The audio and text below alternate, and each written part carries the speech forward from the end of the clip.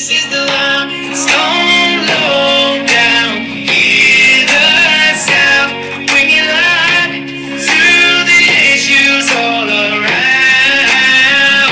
From every corner, let's make it clear. The change we need is starting here.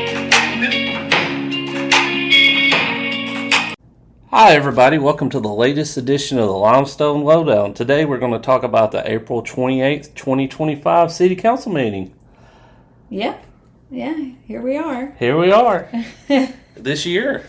Yes, so in the last 2 weeks, the mayor has announced he was seeking re-election for mayor again. He recently turned 82 years old, and he just announced the day after the last city council meeting that he was going to run for mayor. And of course, somebody else had also announced that they were going to run for mayor, and this person kept trying to, like, hey, are you going to run? You're going to run? And he's hawing around and saying, probably not. I think it was even understood that, like, the mayor wasn't going to run again. And then Danny Whitfield announced, because I think that they had talked previously. That's from what my understanding, that they've talked previously, and the mayor wasn't going to run. And then now he's 82, and well, I mean, you know, his supposed girlfriend just got a big promotion, so I guess she's concerned about her job situation. Well, she's not of retirement age yet. No. So. And, you know, Mayor Marks has been extra friendly, too. He did speak to everyone in the room but us yesterday. Yes, I did notice that. Yes, the city council meeting was yesterday. And he spoke to everyone else except us. So I don't know if I wear that as a badge of honor or if I'm offended. I'll take it as a badge of honor, considering his lack of character and his questionable decisions. I will take it as he's steering clear. You know, as they say, light shines on darkness, and rats scurry when the lights come on. So I will take it as he's avoiding us because we're just a ray of sunshine. Just a ray of sunshine. So they went into Public Works Week proclamation, which is May 18th through the 24th. And here's the fun fact. Did you know the city of Athens has 450 employees? We found that out via this proclamation. Yeah. So that's just a fun little fact for you guys. And then, so one of the things that they talked about, pals, oh my gosh, pets. I don't know. Pets. Taking care of pets. Limestone something, yes. Yeah, pals. P-A-A-L-S. Yes. They were there. I don't really know if it was they weren't really asking for money. They were like, if you give us money, that's great, but we're going to do this anyway. I'm like, okay, that sounds great. You know what I mean? It's like a low-cost spay and neuter program, and she was going in to say basically what it boils down to is the more money you put into us, the less money you have to put into shelter programs. And she said if you get it to a certain level, that your level would go down 50%. But also Joe Blow off the street could go and get their pet spay and neutered there as well. Well, and then they have one, they say they have one committed vet. It's going to be kind of like the way she described it. She used the term like assembly line too, just like, you know, but anyways, they were basically looking for $450,000 and somewhere. No, they had $450,000 already lined up, $200,000 for a building and $200,000 for equipment, and that they were just looking for if the city of Athens wanted to provide them a building, they would definitely take it, or any additional funding on top of that. But they were more of, we're going to do this. If you want to help us, fine. If not, we're going to do it anyway. I gotcha. Is what she was saying.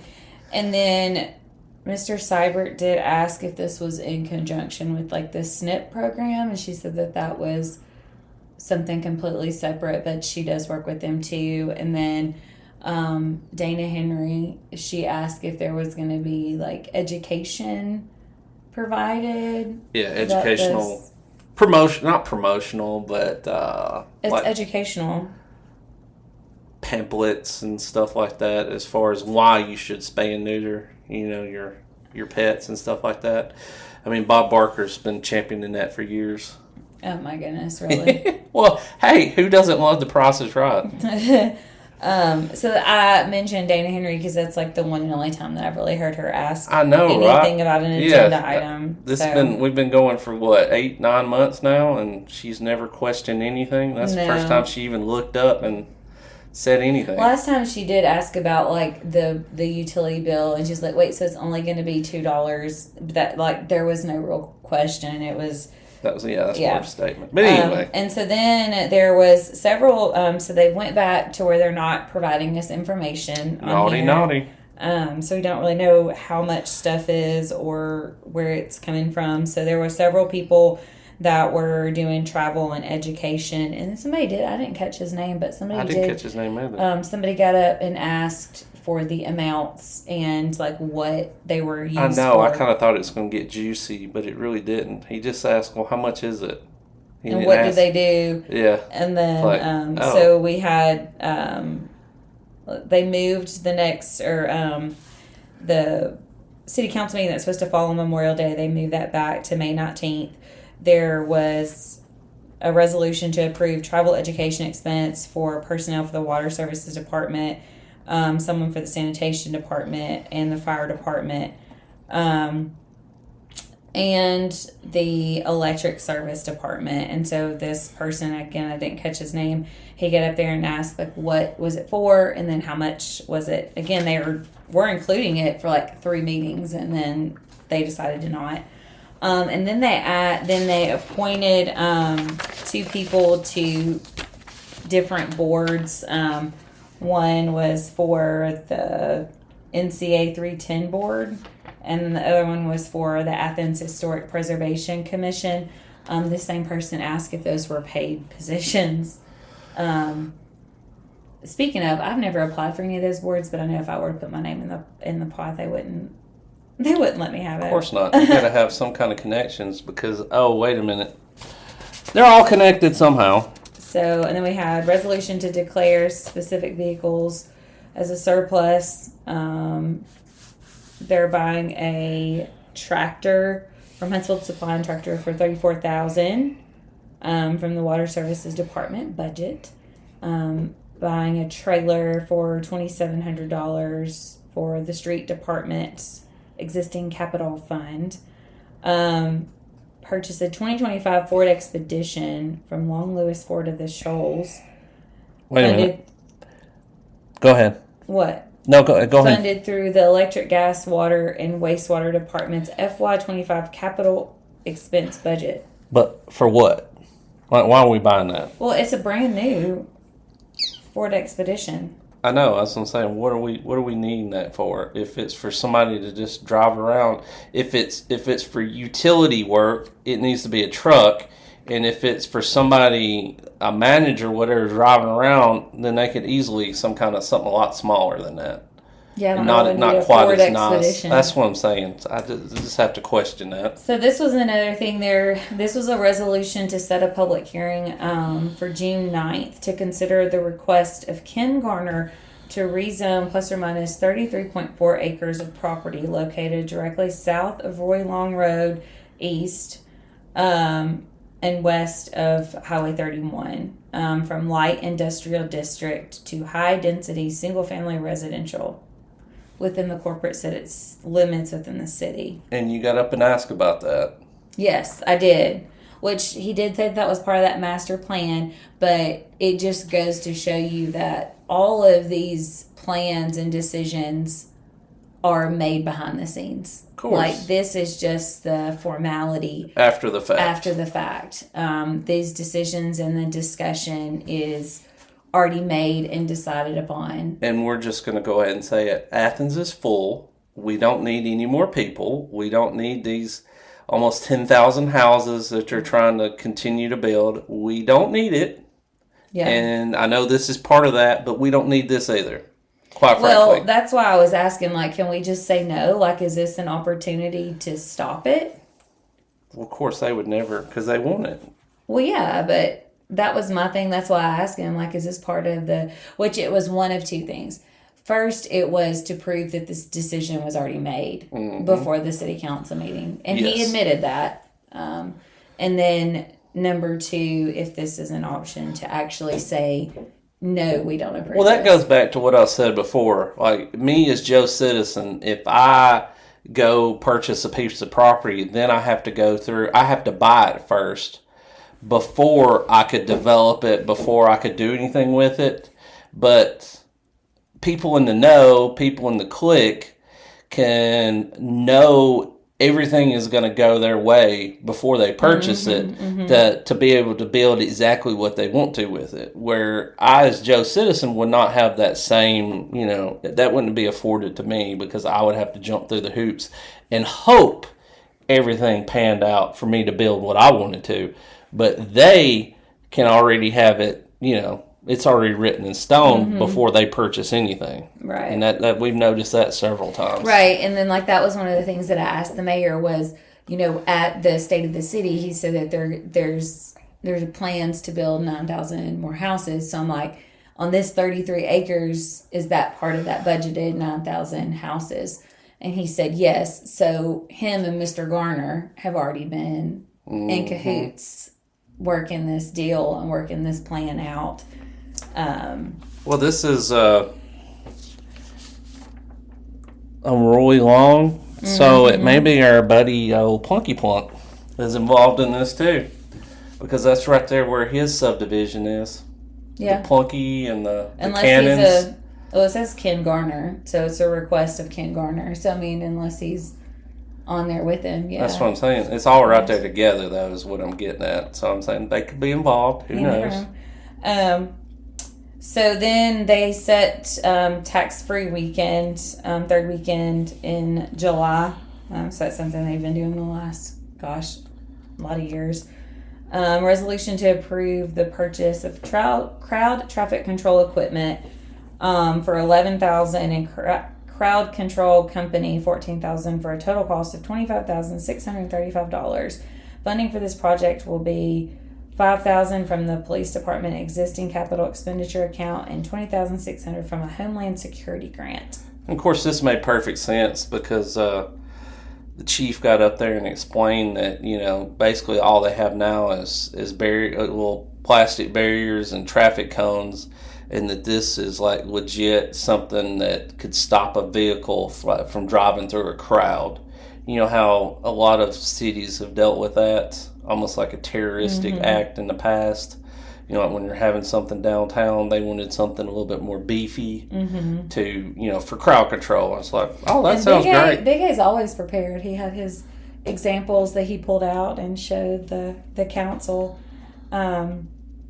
So another thing, resolution to approve the final correcting change order from the Lower Swan Creek Sewer Phase 1 project and then additive change order in the amount of $136,000. So this was something that it was already like over $11 million, and they are like adjusting the price and giving an extra $136,000. I mean, that water is just like, I know Jesus said, I'm the bread and the life and the water. In one of the statements, he says something about water too. It's like, it just keeps giving and giving. Well, and it's this Lower Swan Creek sewer phase. That's a neighborhood, right? Oh, I don't know if that's what they're calling a neighborhood or if that's part of a code word for the project, because it says phase 1. So if it's phase 1, to me, that means there's going to be a phase 2, if not 3 and 4 or 5 or whatever. I know, but that's what I'm thinking, that there's a neighborhood or something. I mean, it could be. It could be one of those over there by Strain Road. That's what I'm thinking it is. I think it is. Because there's new neighborhoods that are going over there. Yeah. So we've put in $11 million for that. And so now we're giving an extra $136,000. A resolution concerning a school security agreement with Athens City Schools. Now, this really got on my nerves. And that's all it says, guys. That's literally all it says. It's like, what does that mean? And you ask about it, and Shane Black basically said the same thing back to you. It's like, He didn't even try to lawyer ease you. He just straight up read this. It's like, what does that mean? Like, we're already doing this. Okay, well, what is it? Yeah, what are you doing? It still didn't give me any clear answers. And then when we actually went through the meeting, it still didn't say anything. And then they're like, in attachment A. And I went and asked Ronnie Marks at the end, like, do you have a copy of that attachment A? Like, and honestly, like, I don't think that they were doing anything, hanky with it. It's just like literally. We just want to know. Just because you. But the funny thing when you go and ask that of Mayor Marks and Shane Black, Big A is walking up to me and he starts talking. He sees you up there. He's like, oh, okay, I'll just wait till she gets back. And that was exactly what it was about. He explained that too. Yeah, well, even when I went and asked Mayor Marks, like, do you have an extra copy? No, I'll get Kim to send you one. Okay. But he explained basically what it is about SRO officers, that if you work for the city and you want a second job, you have to have permission as part of that. And it's like, oh, okay. Yeah, big deal. There wasn't Perfect. an issue with it. It's just like we're just asking what it was. Information. So, resolution to approve the purchase of installation of regular rapidly flashing beacons for the existing pedestrian crosswalk at Market Street in front of Athens Limestone Hospital in the amount not to exceed $12,000. I mean, couldn't you just put a stop sign there? That's what they like, stop signs. Yeah, I mean, I guess they're just to slow the traffic. Yeah, basically that's all it is. It's just to help remind people. Well, because the employees, the employees are parking across the street, so I understand it. Yeah. So then we've got resolution to approve the submission of the annual municipal pollution prevention report calendar for 2024 to ADEM for the Athens Water Services Department. Then we go into resolution to authorize the mayor to enter into an agreement with Alabama Department of Transportation for right-of-way maintenance along 31 in regards to the plans of proposed project, the sidewalk along western side of 31 from Elm Street to Juniper Circle with a pedestrian bridge over Swan Creek. That includes a traffic signal improvements and the addition of a turn lane on 31. I don't really think that's needed. I don't either. But who am I? So they're going to put a pedestrian bridge. Yes. And again, that's down. I mean, are they planning to develop? Because it's part of that for the future that we don't know about yet. Because there's literally nothing there. There's no need to spend this amount of money and this effort on a pedestrian bridge, on crosswalks, whatever. Because it's not a residential area. There should be really nobody walking there at this point. That's what I'm saying. So, is this part of future state that they're planning something? Yeah, but is it going like from one side, like where the rec center's at, from one side to the other? Not like across 31, but like. I was going across the creek, isn't it? Is that not what it said? Elm Street to Juniper Circle with a pedestrian bridge over Swan Creek. Over Swan Creek. Oh, there's your Swan Creek right there. Yeah. Lower Swan Creek. Yeah. So Swan Creek is the creek. Okay. Interesting. Yeah, maybe we need to ask about that. More information, please. On this, stuff at Swan Creek. All right, so then we've got our item that we talked about last week with Mr. Harold Wells, about the rate increase on the utility bills. So you've got a resolution to approve a retail rate adjustment for the City of Athens Electric Department to become effective for bills rendered from meter readings taken on or after October 1, 2025, pending TVA approval. Rule suspension was not unanimous on this resolution at the April 14th, 2025 meeting.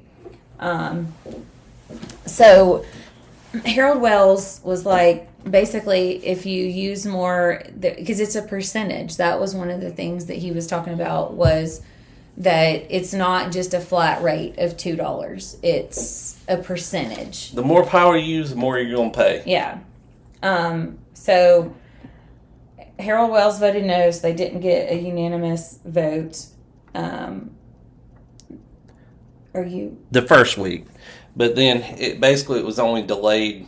He was only able to delay it a week, and then yesterday, 4-1 vote, they passed it. Right.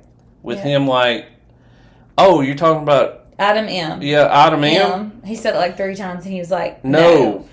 But no one else even questioned it. Nope. No one else. If anything, Mr. Harper was the one that took the rule suspension, and when he got given back to him, he was like, and I'm in favor of it. So these folks have our city council, other than Mr. Wells, like, have no regard to really anything. Like, I don't even think they care. No. They're just like, whatever we put on here, we agree with it. So October 1. Yeah, October 1, we're getting the Pros hike, guys. And that's, if you're listening anywhere in Limestone County, let us remind you of that, because it affects the whole... You pay Athens utilities. Yep. And Jared had mentioned a good point when him and I were talking about this yesterday, was that these are like all of our business owners. Like, are they like, hey, so we're not making enough money. I don't want to say, because it's not like they're in the deficit. They have plenty of money, but like, we have tons of businesses within Limestone County that are annexed to Huntsville. So Huntsville's getting the tax revenue, but they're having to pay their utilities to Athens City. So ultimately, they're wanting more money from the businesses, and because that's where their power, they're using a whole lot more power than we are, as like just as a regular house. I mean, you're talking about, it could be hundreds of thousands of dollars for these businesses. Yeah, a month. Yeah. And then we're going to get caught up in it, but ultimately it's not about us little peons. Right. Like, at a 2% increase on hours might be $10. Nonetheless, going up. Yes. But, because I think that was the percentage that's like that surrounding areas. Well, the biggest thing is that TVA did not ask for this. Mm-hmm. Like, this was straight coming from Athens Utilities. And again, probably not coming from Athens Utilities, coming from, Marks or someone on the council is the one that's orchestrating this. That's the ultimate... Robbing Peter to pay Paul. Yeah, basically. That's the ultimate goal. It's not, TVA. This wasn't a TVA request. Nope. This was an Athens Utilities request. And they don't make their own decisions. And even that's what Mr. Wells said, like, Athens Utilities doesn't need more money. Mm-hmm. So they're getting more money, so then it's like, what Athens Utilities is going to get more money? They acted like it was to offset that solar. They said they weren't going to make any more money. Remember, it was to go to that solar farm or whatever, which is still out with for Mazda Toyota. Yep. So, is there like a drug deal with Huntsville on this solar thing that now Athens Utilities is paying for it? It just leaves a whole lot of questions, because I agree with Jared. I do think that it's part of a bigger business deal, and it gets us as the consumers. We're going to be the ones that are paying for it. I mean, obviously the businesses are going to be paying more, but we get caught up in how that works. I mean, hey guys, maybe you should have done something where Huntsville couldn't annex all this stuff. You wouldn't have to be worrying about it then. And we still need to talk with the county about that. How have they done that? Like, everything that's come to Limestone County, 90% of stuff has went to Huntsville. So. Well, look at that. And then lastly here, resolution to approve the payment to Inline Electric Supply, Inc. in an amount not to exceed $36,000 for supplies to convert the intersection of Hobbs Street and Marion Street, Washington Street and East Street, and Washington Street and Beatty Street from traffic signals to stop signs, and shall be funded from the gas tax fund. Now, because they're moving this to the next meeting, May 12th. Again, Mr. Wells was the only one that even said anything. So anybody that lives around here, our square is 2 of our square corners are stop signs, and the other one is on Jefferson Street, and there are lights at those intersections at West Washington and Jefferson and Market. Is that Market Street and Jefferson? And then, so when you go through the square from West Washington Street, then you run into the East Street, Marion Street, and Hobbs Street. And Scott Marshall said he's started this like in 2019, and that they're wanting to convert those red lights to stop signs. And he said that the traffic is flying through there and it's dangerous, and he's wanting. In the 5 years I've been here, I've never seen a wreck at any three of those red lights. And Mr. Wells made a very good point that he had talked to James Rich before he retired. I don't know if y'all, the ones that are from here, know that we've had a ton of roundabouts put in, that to avoid bottlenecking at intersections, you put in roundabouts to keep the traffic flowing. And obviously in the historic district, there's not, it wouldn't make sense to put roundabouts there. So they're wanting. You could, but you'd have to get some land from some people. You know what I mean? That would be such an eyesore at three different intersections. I mean, those, like, the historic district is kind of. I'm just saying, could you? Yes, you could. But, yeah. It would overlap. It wouldn't make any sense at all. Wouldn't make somebody as much sense as putting stop signs all along there. Just in his little area right there. Like, basically, we want to shut down that part of Washington Street because it's an inconvenience to you? You can't walk to the park across the street or something? Yeah, I mean, it's like definitely, he lives on East Street and it's right there at him. And he did say, because I got up and I told Mr. Wells was like, after church on Sundays when there's traffic going through there, when we have events and then having to stop like that. And I fully agree with that. We're on the west side. And so when we travel through the square, even at the way it is now, it takes a good 10 minutes to go 2 miles, I swear. What they need to do is they need to sync up the traffic lights. That's what the real issue is that they don't want to talk about, is people are driving fast because you don't want to get it stopped at every traffic light. Mm-hmm. And if you fix the traffic lights, you wouldn't have that problem, because literally you're stopping, you stop, you go across the railroad tracks, there's a light, and then light, and you're getting caught because they're not synced. So you're having to stop. You're stopped because you're like, oh God, it's still green. Let me try to make it. Mm-hmm. Like, we get that. So, but just stop signs everywhere. Like, no, we've talked to several people. This isn't just our opinion on that. Yeah. So you can get up and say whatever you want to, but that doesn't mean it's the case. And just because you think you live downtown doesn't give you the right to be like, oh, I'll live it. Well, how many times a day? How many times a day do you actually drive it? Because we actually drive it. And like I said, in the 5 years that we've lived here, I've never seen an accident at that. And he's like, he said that all of the business owners say that the traffic goes too fast around the square. Well, the square is red light. I mean, is stop signs. Like, the actual square, you can't if you're coming into it, you're having to go across railroad tracks before you get to the stop sign or the lights. And then coming from the other way, you can't really, it's just not possible. It doesn't make sense. It doesn't make any sense. So, Mr. Wells again stood up, said something. I commend Harold Wells. I don't know if this is just like his last hurrah on his way out, if we have empowered him to feel like he has a voice and can say something now. Well, we like it. Whatever it is, we like it and we applaud him. I appreciate it. I mean, I appreciate Scott Marshall for getting up and asking those questions. I mean, he's, I have seen that whenever Scott Marshall asks anything, they give it to him. They make it happen, just like putting that fence up.